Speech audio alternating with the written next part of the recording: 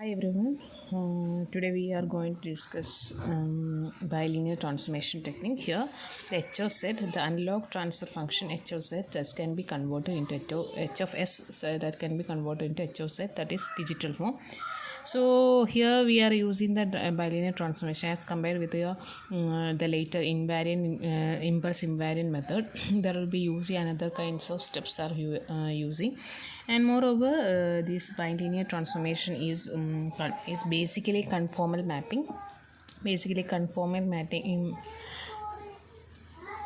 Formal mapping is always doing here, because here it will be transformed the j omega axis that can be converted into the unit circle. Okay, unit circle in z plane. We are always converting this. Okay, so j omega axis that can be converted into unit circle in the z plane. This is basically doing in this technique. So listen, whenever we are discussing this j omega axis, the mapping properties are there. So we just discuss the mapping property. Please listen. The first one is the left side. Here it is. We can consider this is our j omega axis, and this is the frequency here, and this is our our unit circle in z plane. This is a unit circle. Just imagine that. So listen,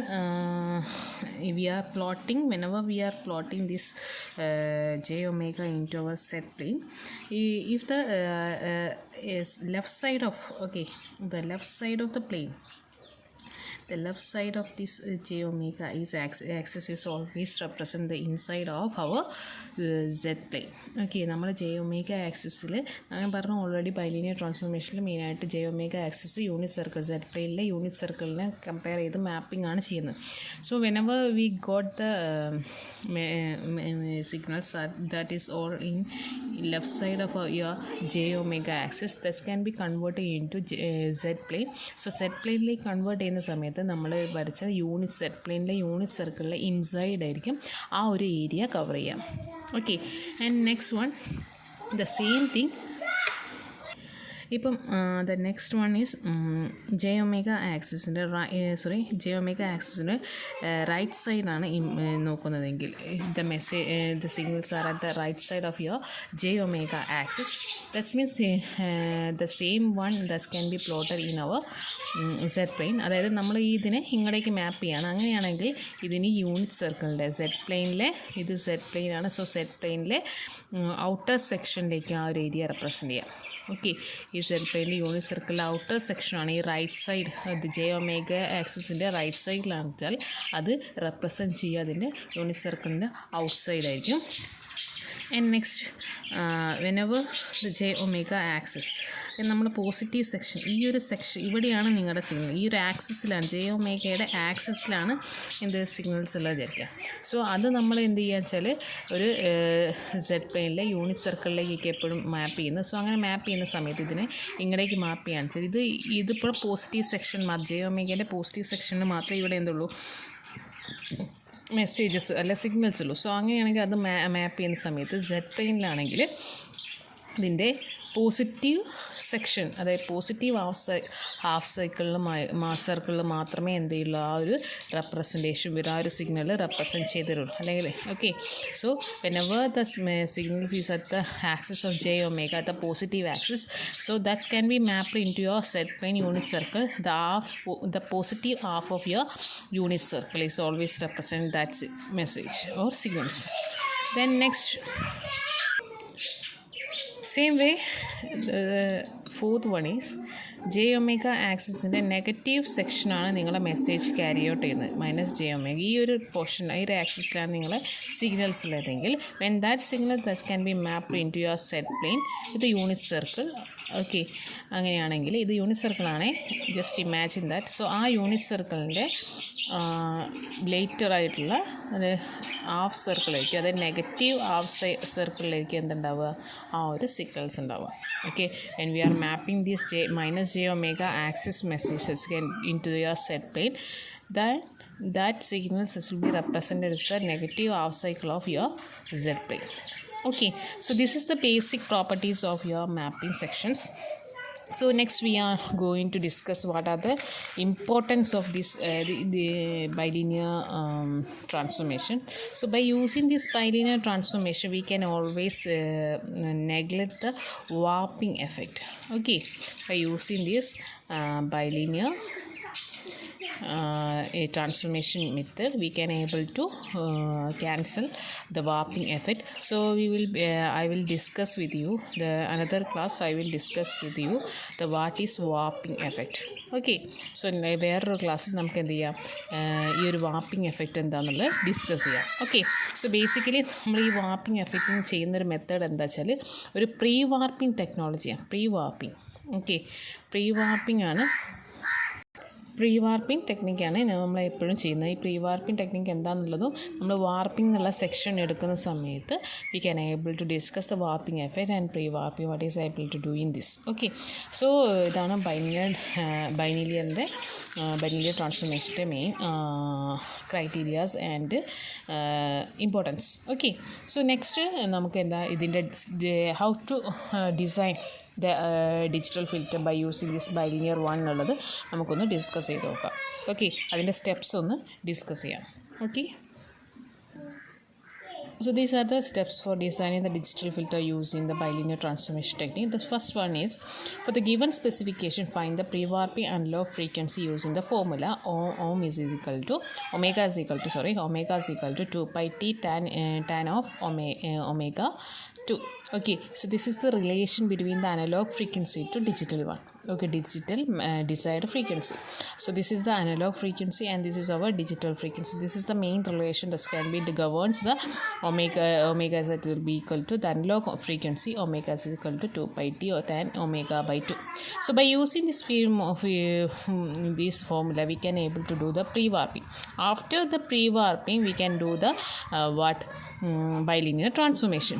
So the second step is using the analog frequency, find the h of s of your analog filter. So whenever you get the analog frequency omega, then you should be go and find out your h of s. You can use your Butterworth method or Chebyshev method, whatever it is. By using that method, you can find out the h of s. Sometimes your problem is directly give the h of s function. Okay, so at that case you cannot able you will not be able find this h of s. Okay, then the third step is select the sampling rate of the digital filter, that is t. Here the sampling rate of your digital filter we can express the capital T. That's capital T is always expressed in seconds plus samples. Okay, so that should be also given in your questions. Then next is substitute instead of your s value there will be a h of s. In that h of s expression there will be an s values are there. Instead of that s you should be substitute the value 2 by t into 1 minus z raised to minus 1 whole divided by 1 plus z raised to minus 1. So substitute this s value and find out your transfer function. Okay, that transfer function is always carried out the set form. That means that one transfer function is represent the digital form of your desired h of s. Okay, so next we are going to discuss a sample problem. So next we are going to discuss a simple problem, that is apply a bilinear transformation into bilinear transformation of h of s is equal to 2 pi 2 divided by s plus 1 into s plus 2 with the time samples sample rate is t is equal to 1 seconds per sample. Find h of z. So this is the question. So here we want to convert our h of s into h of z by using within the question they explain the which method we want to use. Here which will be explained, that's bilinear transformation we want to use for the conversion of h of s into h of z. So let's comes to the problem. So first I write the given data. So that is here we get the transfer function of your analog signal. So you will need not find out transfer function. The question itself is given directly. So that means h of s is equal to 2 divided by s plus 1 into s plus 2 is your transfer function. And just we can directly do this method by here we apply the s is equal to, this is the main step for your bilinear transformation, by giving the expression instead of s is equal to 2 by t into 1 minus z raised to minus 1 divided by 1 plus z raised to minus 1. By giving this expression indirectly to this transfer function, we can get another one with the z with instead of s. Okay, so that means we get a transfer function in digital transfer function, digital filter transfer function h of z when your analog signal transfer function instead of s, that can be substitute 2 by t into 1 minus z raised to minus 1 divided by 1 plus z raised to minus 1. Okay, so we can substitute using our equation 1. So we get it as h of z is equal h of z is equal to 2 divided by, instead of s we are going to write this expression, that is 2 by t into 1 minus z raised to minus 1 divided by 1 plus z raised to minus 1 plus 1. This is our first expression, this s plus 1, and next is s plus 2. Instead of s we are going to write this expression 2 by t 1 minus z raised to minus 1 divided by 1 plus z raised to minus 1 plus 2. Okay, these are all in denominator, so then we can resolve from here. So we get it as we can take these 2 as commonly outside, and here we know that t within the equation we already get it as t is equal to 1 seconds per sample. So we substitute that t is equal to 1 seconds per sample. So our equation will become h of z is equal to 2 divided by 2 into 1 minus z raised to minus 1 1 plus z raised to minus 1 plus 1, and next is 2 into 1 minus z raised to minus 1 whole divided by 1 plus z raised to minus 1 plus 2. Okay, so after resolving this we can get the expression is 2 into 1 plus z raised to minus 1 the whole square whole divided by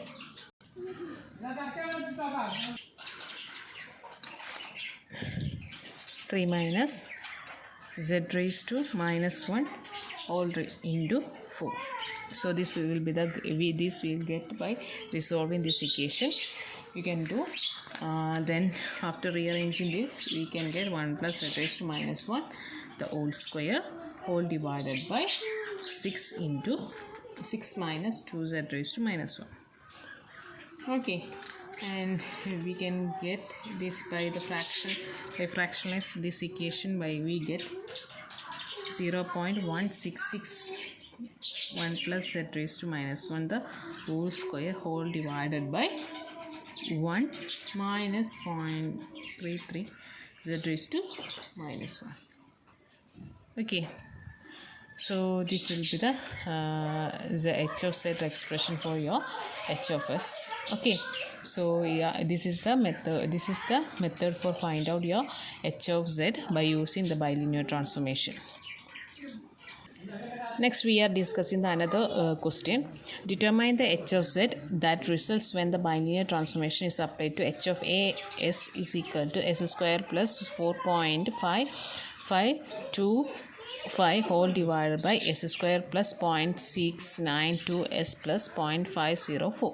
So this is our analog signal, analog filter transfer function.